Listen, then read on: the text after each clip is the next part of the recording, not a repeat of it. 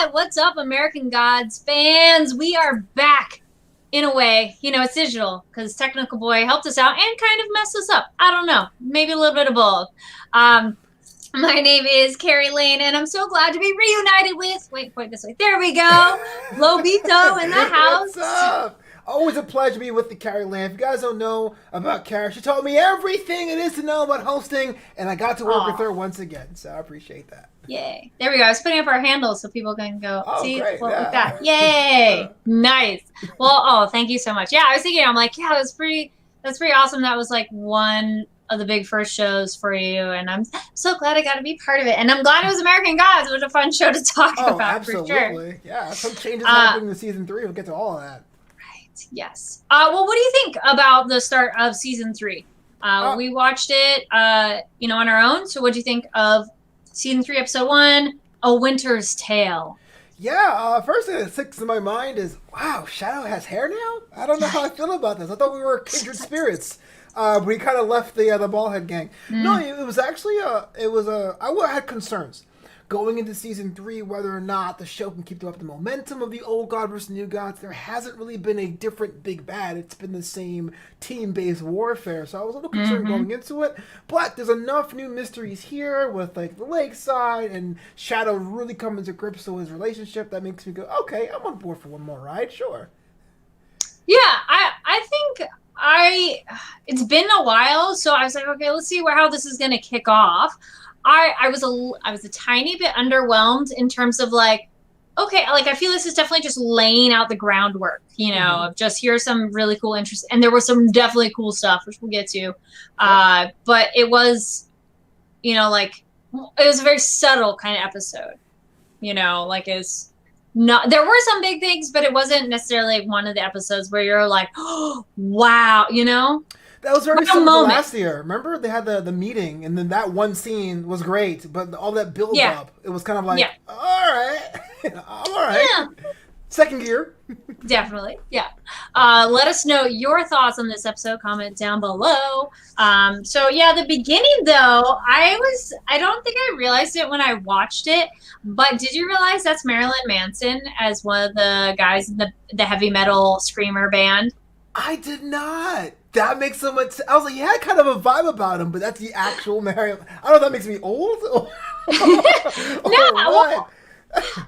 I realized, I guess I had always more associated Marilyn Manson with more just music and not as an actor, but he's really good on Salem. If y'all haven't watched Salem, go check it out. Really fun show, and he's a super interesting and kind of quirky character in that. But yeah, so at the beginning we get our Odin, our Mr. Wednesday, at this like heavy metal, death metal concert, which actually totally makes sense for God of War and like that kind of energy. Yeah, man. I mean, I want to know how he walks the door with all that fur and leather. But Mr. Wednesday looking all svelte, He's just like, yes. Yeah. I mean, I don't know. I'm not a rock person, but anytime I can imagine having a room of people chanting my name must be pretty sick. Yeah, I was definitely like, this is such an interesting way to start. So yeah, it's Johan is in the credits. It was like Marilyn Manson. I'm like, oh, of course. That is nice. But that was definitely a fun way to start. We get Shadow with a different name at the beginning, and then I kind of had a moment of like, wait, did we shift in time? Did something happen? Did he lose memory? Because it really made me nervous at first, because some shows do that. But it's like, no, he's just hiding, which is, I'm like, oh. Yeah. Okay. But it made me nervous. I really thought the end of last season when he got the alias on his ID, I thought that was going to be just for that purpose, just to get the past the cops for that thing. Yeah. But now it opens up. He has a new job. He's flirting with coworkers. He's weird. Yeah. I was like, okay. I like that girl being so like, hey, what's up? I was like, I like this energy. And he's just like, oh, okay. Yeah, living his life. He's still technically married, kind of, but it's like, whatever. Well, yeah, I think he's moved on, and, ashes to ashes, dust to dust. Oh. Quite literally. Yeah. What was it? Oh, yeah, because we get, speaking of, so he's in Milwaukee. Yes. It's winter time. We got our ex-lover lady hanging out with Bridget and pretty much not really have any luck with the resurrection. Oh, I was so annoyed that that coin just rolled off, and I was like, Oh, yeah. Okay, okay. So the whole coin thing is just it was like, oh, it makes perfect sense. Here's a story. The guy, Sweeney, is all knocked out, dead on the slab. She's gonna save the day, and I was like, man, the ultimate sacrifice. But dead then wife the is coin, gonna pull through. Dead wife. yeah, the wife, it's gonna pull through, and then I had a moment of going like, oh my goodness, the coin, what's gonna happen? But now it's out of the vessel. I'm not sure how's it going to play into this, but oh my gosh, our wife is gone. Yeah, I was like, well, that's a great and lame way to kind of get rid of her. That I'm like, I feel like she's done. Like that's, but we did learn in this season that it starts off that there's a lot of characters that were like, we've moved on to other actors. It's one of those like, and some really cool, and some are like, okay. I think it's a bummer for her character to be gone, but I guess she has served her purpose up till this point. I don't know for our mighty leprechaun what will be next. I really wanted him to come back because it was just so much of a bummer that he died. I'm like, true. So you're talking this earlier because you read the books or the book. I need to go back, but yeah. Yeah, and I think Mad Sweeney had a similar fate here. But with the coin out of play, there is a sliver of hope. Sliver of hope. Well, that's what I was wondering. Is someone just going to come by and like, why would they think to put it on him? So that's where I'm like, yeah. What? I'm just in a neighborhood walking through mausoleums. Just pick up things. Yeah. Well, I just had a moment of like, well, maybe Bridget would come by and know, but I don't think they're in like that. They were here and they've gone. Dead wife went over here. Right. Somewhere else that I don't know if Bridget would know, but that'd be the only person I can think that's even close by. Yeah. Or even, who would understand what's going on. Yeah. Or Baron himself, Baron Samedi himself to do that. But to me, I guess my brain was telling me Sweeney comes back instantly, but now this has another wrinkle here. Because why go through the trouble of showing us that storyline just to drop it, I really hope it does come back to it because it is weird. Or maybe we'll get an introduction of somebody else, too, who finds the coin, like somebody interesting or another god. Who knows? We'll see.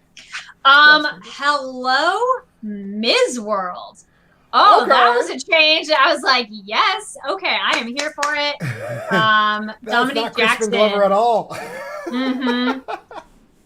And then it was just, so what did you think of the introduction of now Ms. World? So this is one of the few times where I kind of wish I did not do captions. I do captions when I watch shows that I review because I want to make sure I don't miss things like pronunciation or anything like that. And so as soon as it was like Ms. World, I was like, but what about Mr. World? Because, Mr. World's all hush tones and figuring things out and being more cerebral. This is cerebral, but turned up to someone who's willing to get her hands dirty, quite literally, if someone crosses her. So I'm cool with the dynamic. I'm not quite sold on the performance quite yet because it's such a departure from Mr. World, but I'm sure they'll probably make more sense as this season progresses.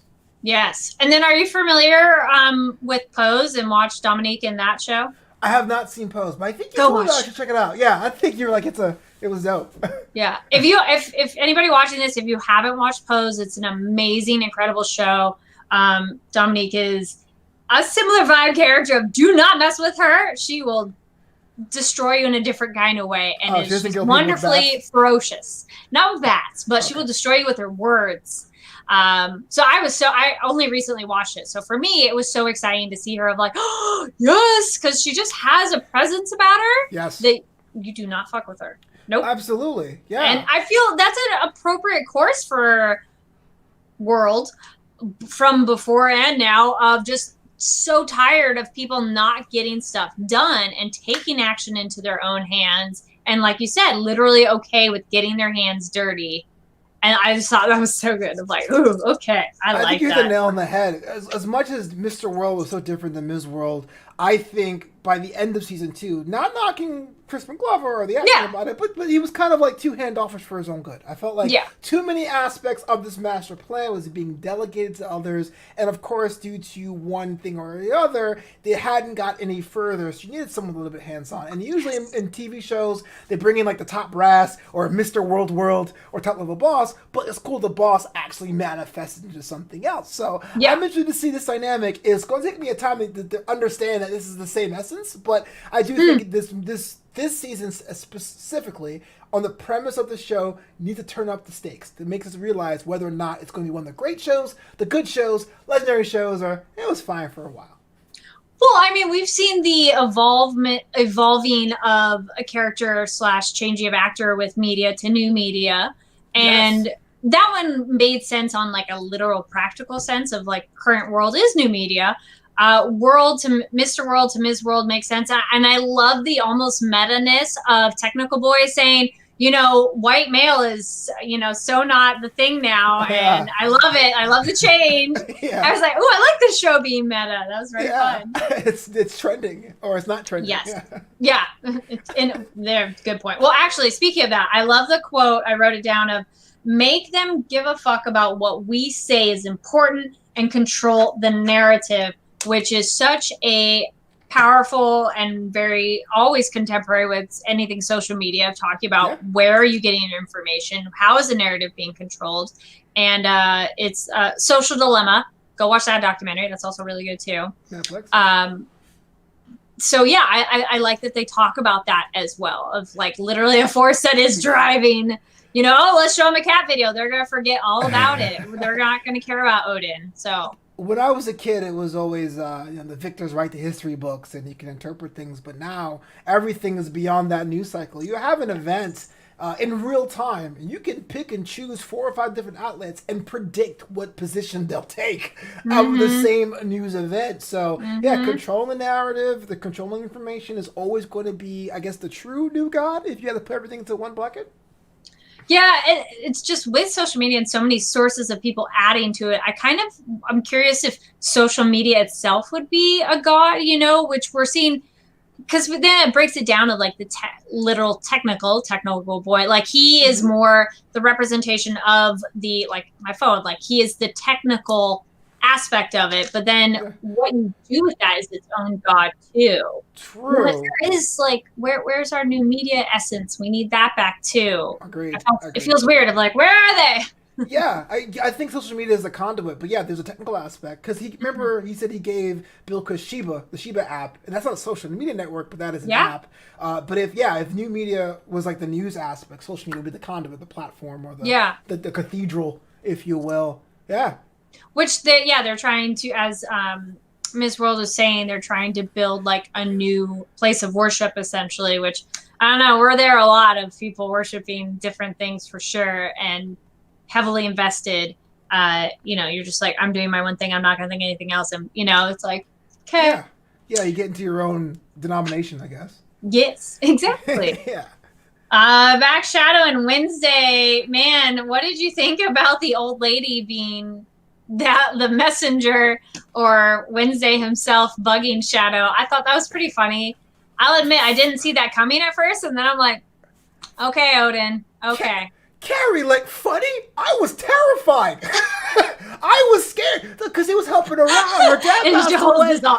And she changes her voice. I was like, yo, seriously? If I was on something, I would be like, yo, stop the tape. That is my worst nightmare come to pass. Yeah, it was interesting. It got my attention, but I was spooked. That's fair, yeah. It's one of those creepy children and creepy old people. It can definitely work well in media. Something where you're like, ooh, I don't know if I trust them. Right. But I thought it's more amusing that Wednesday used that vessel and like flipped him off when they're leaving and everything. I wasn't 100% sure if it was literally someone possessed by him, like that he piggybacked on them as their essence, because at the end there was no sense of like, oh, what's going on? Right. Or was it like him in that form? I don't think they really told you, but either way works. Is interesting. Yeah, I'd be kind of worried if he left and then the lady flipped him off. Like that was the pure essence.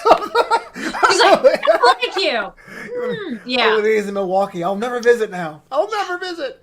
Right. And then they get the diner and they get caught up on the 20 questions. It was kind of nice to have that too, of helpful. Like, okay, so my mom, what did you think of that conversation? It was very helpful. I mean, it's always this problem from a writing standpoint when you establish top of a season of like, okay, how much are we going to rely the audience to binge everything before versus giving us a refresher? Those people who read the book, and remember, you and I had this discussion at the end of season 2 in the after show. You remember you were asking me like, what do you think happened? Because it was stated, but not super vague, but the recap made it super vague. So now we know the stakes. Shadow knows for a fact that he's Odin's kid. And even though we don't quite understand the relationship of his mom, or whether or not Odin really loved her, or if he's picking up just another young fiance, as we'll get to later, that's to be determined. But now I think that puts Shadow and the audience back on the same playing field. So I was fine with it. It was pretty cool. Well, it's also nice. What was he eating? I was going to guess oatmeal. Yeah, it felt like oatmeal, like a bowl. Like you're just like sloppily. Yeah. Boring oatmeal. He didn't add anything to it. I think also it was nice to get some of the rules, because he's like, well, why didn't you go after my mom? And Odin's like, well, if I leave these shores, I cease to exist. I was like, oh, that's interesting. I mean, I think we knew that already, but the way he said it, I'm like, is this information for later that we need to like remember, you know? Absolutely. Could you drag a god off the shores? Like literally, could you like put them on a plane, put them on a boat, and like destroy them that way? Is that a way to get rid of them? I guess that'd be in theory, but that'd be kind of cheap. You know, come to my boat casino, totally, 3 miles offshore. We're in international waters now. Yeah. So excuse me. I felt it was nice to have Shadow have a moment to ask questions that you probably wanted to know and get a little bit of info, even if he wasn't thrilled with the answers. And then we learned Odin is like, oh, she was too young and I'm just me. So it's like, okay. But at least we know it's out on the table, you know. Yeah, literally. It's on brand. If you go back to season 2, the way he treated his son, also very kind of like matter-of-factly. Yeah, I don't see why not. Yes. Then we get a moment I don't remember who said it. It might have been their conversation, but I like the thing that referring to technology in general, humanity indulge with its most destructive impulse. And I just thought that was really kind of interesting. Like, you know, the show is interesting in and of itself, but I do like the meta commentary on us as people, which, you know, also it is, you know, still from the book, but how they've adapted it to as current technology and stuff today too. Can we address the 900,000-pound gorilla in the room, or is it elephant? I don't know what it is. Sure. Because usually the heart and soul, the knowledge dropper was Mr. Nancy, and Mr. Nancy's not going to be in this season. And I noticed they have some moments where I felt Nancy would have totally slotted in and give us the science and give us the business, but he wasn't quite there. I'm not sure how you feel about it, if you even noticed, or if you think it's going to be sorely missed, but I felt it in this one for sure. Well, I do not remember the specific article, but I do remember early speculations on noticing that there are far less people of color on this show as characters, which we have commented on previous seasons as well. And I mean, yes, our main character, but it's still like, giving you the side eye, American Gods, a little bit, especially if those characters disappear. And if is this an issue with the actor, and the actor has whatever reason that they do or don't want to come back, can or can't come back. And it's like you can't watch anything, movie or show, without knowing that in the back of your head as well. And I don't remember when, but I think way early on we had seen something where it was talking about who's coming back or not. And it is one of those, like, you sit back and you're like, well, why aren't they? You know? Yeah. Why? I don't know. We'll see. We need them. I still clipped out that Snatch promo. I'm a wrestling fan, sorry. That monologue. I still clip that out and show people. If you haven't seen American Gods, check this out. And that has opened up this show to so many different people from all walks of life, because it was the perfect balance of this idea of gods versus gods and making it relevant for us. And we sorely missed. I mean, I felt like there was some opportunities today on this week's episode. It could have been like, Nancy Five. Or it's one of those things, if you're not going to get rid of a character, you need to give us somebody to fill in that space that's missing, kind of. Yeah. So it's like, we'll see. I'll see. Maybe that's why it also felt like something was missing on this episode, that didn't have that punch, didn't have that oomph. And like Nancy really brought that kind of pizzazz to the show, like his own charisma as the actor and the character, and information, and getting it through people's head, the information. So it's like, okay, we'll see. We'll see. Right. With all judgment. Yes. Oh yeah. This is back with Miss World and technology. Come back to that just gonna call him Tech Boy. I liked his moment. He's like, we chill, and I love Ms. World had the receipts. Yes. And he's like, okay, good point. You don't need to keep going. Yeah. Please don't bash my face in. That's cool. Yeah. Hey, but perhaps he had the wherewithal to ask. He could have been walking around all willy-nilly. You know what I mean? Just not unaware. But I think it's really important that we see in that scene, that boardroom scene, which we talked about this too earlier in other episodes, how important Bilquis is to this balance. She's a chip that both sides need. And we saw later, he's like, we need her. We need her. Do it my way. I don't care how you do it. Just make sure she's with us. And, well, she has her own motivations. We'll probably get to that in just quite a second. But I thought it was pretty awesome that even at this point, even though we have a brand new Ms. World and a more violent or direct approach, the tactic of finding an old god to flip is so important for this team. I'm also curious at this point, how many of the old gods exist in the world? Like, essentially, is there a directory? Can we see who's still there? You know, kind of a thing. Because we meet a couple small pieces, small moments so far, and at least in this episode too, that you're just like, are there more? Can we tell? Like, even if it's in the book, we don't know what they'll pull into the show or not. True. So I'm curious to see if I love meeting other gods in the show for sure too. Of like, tell me the mythology and like the legends and this history. So we'll see. But yes, thank you. Speaking of Bilquis, I like that Tech Boy goes to her and he's like, you've thrived on this app, and she wants to remain neutral. I love her new digs. It looks great. And looks like she's doing well. What did you think of the dialogue conversation, the difference between a John and a worshiper of not a prostitute or not? And I was like, that's actually a really interesting conversation. Yeah, because, her way of worship is very physical and intimate. And in a lot of ways, when we are devout, we do worship full tilt with all heart and soul. So there are parallels there, although I would not mention that at Thanksgiving dinner to my family. You're like, this might be an awkward conversation, but... We're all whores, right, family? And we'll get part of the way. But it is interesting that, because there is a bit of stigma there. We saw in the first episode of the first season when Sheba had that one client, when Bill had that one client, you go... oh, is this is she going to worship through sex? But it's actually more than that. Everyone who comes is on their own volition. Yeah, they're all worshiping, so... I'm sorry. I got it. But you know what I'm saying? Like, hey.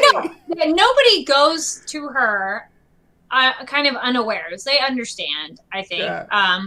I mean, for me, it does seem like you lose who you are. That I'm like, ugh. But I mean, essentially, you're in the eternal state of bliss. Yeah. Like, but I think she's a really interesting character. I hope we get to explore her character more and go into her motivations. I like that she's trying to remain neutral, but it does feel like this is not a space you can be. So we'll see. Yeah, but it's also interesting too, because if I was an old god, I don't know why that would be the case, but if I were, right, you would think by just the fact that I am old, I would go with my old homies and ride through. But we're seeing like there isn't much benefit to picking the old side, and there's also much benefit for picking the new side, because like Bilquis says, war just begats more war. So like, thank you. Yeah. I would be neutral, but the point is, what's the advantage of being neutral? Is inaction going to be her downfall? That's the question I have. Or will it be the best course of action? Well, actually, that's a good point too, because she makes a huge issue, or one of her biggest things of like, war is not good, and have you been there? And I love that she put Technical Boy through that experience. I was like, oh, and he's just like, what did you do? And so it's kind of cool to see a different way to use her powers. You're like, oh, can we see more? Like, what else can you do? Yeah, I agree. I felt like that was something I didn't see or notice, and I didn't know that it was Tentacle Boy going the thing at first. I was like, well, where is he going?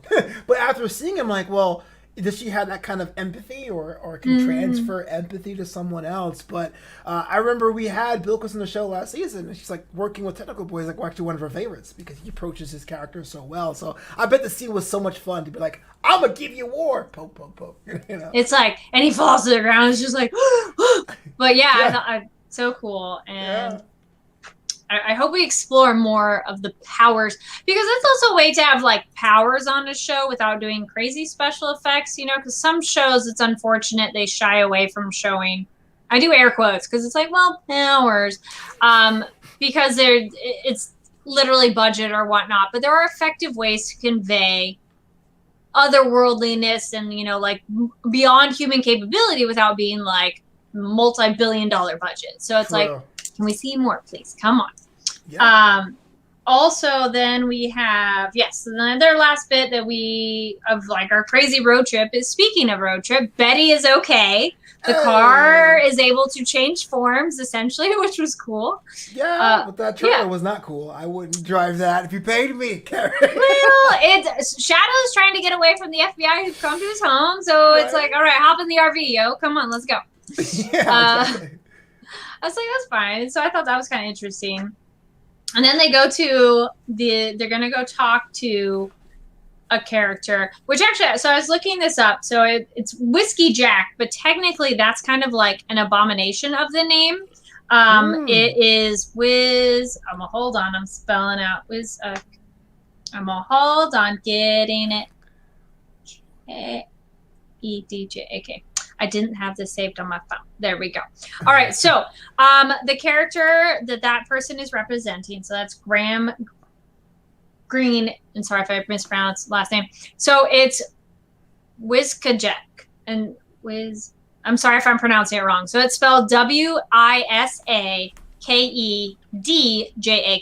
So it almost sounds like Whiskey Jack.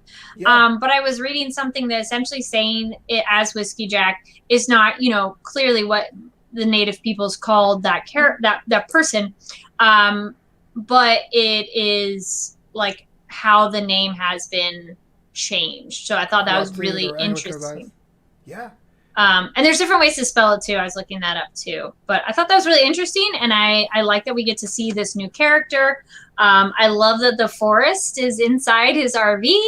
That was super cool. And I loved his no nonsense attitude with Wednesday. He's like, nope, Woden, you are not welcome here. Go away. Yeah. And him telling Shadow essentially like a prophecy, you know, there's more to this that you need to do. So I really liked his presence, and I hope we either get to see him again, which I don't know, it might just be one of these characters like, here, I'm going to guide you along the way, which is one of those like, okay. Right. But then do we get more later? It's almost like how we have Money in the last season. Oh, this is a great character, and it kind of goes away.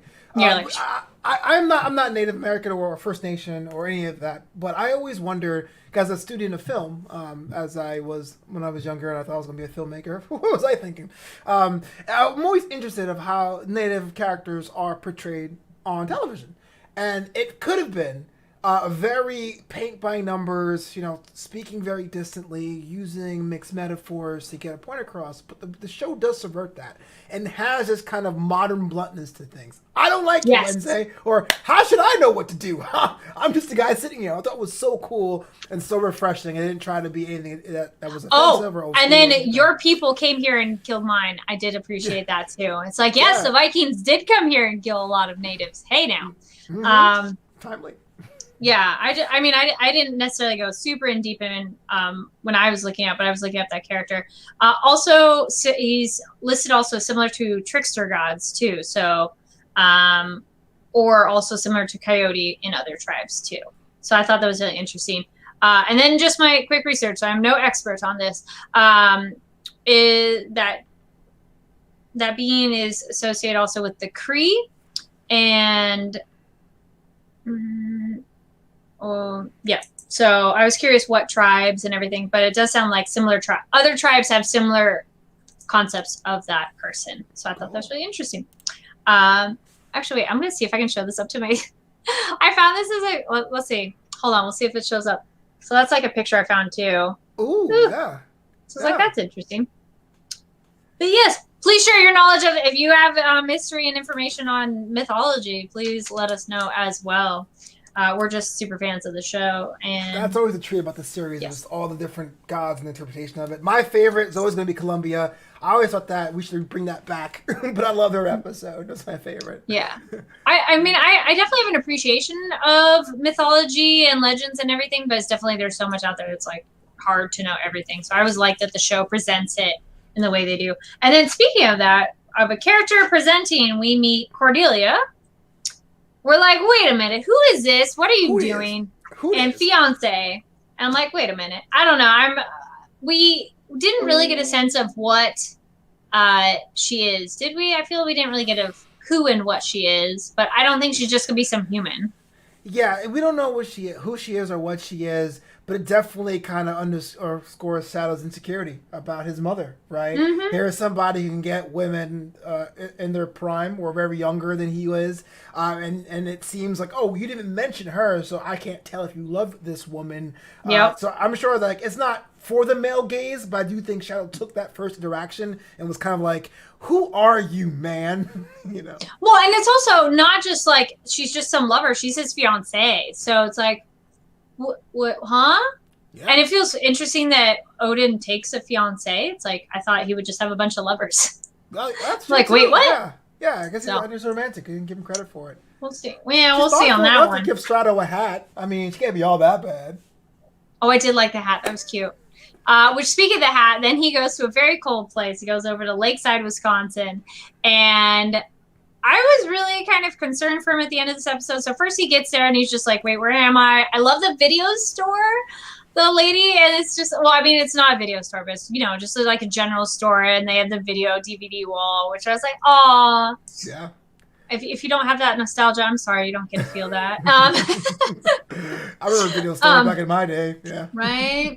And so he gets to go somewhere to stay, and of course it's like the sheriff who takes him there, and it was one of those like, uh-oh, and you know, he's freaking out. And then the key breaks, which I really feel like this is just this like snowball of events. Like, I feel that probably was fate, you know, on purpose, and ends up at this other place, and the gun behind him, which I feel is probably just gonna be the owner of the home, and is like, what the fuck are you doing on my porch? Right. You know, that's yeah. It comes back gunshot. Yeah.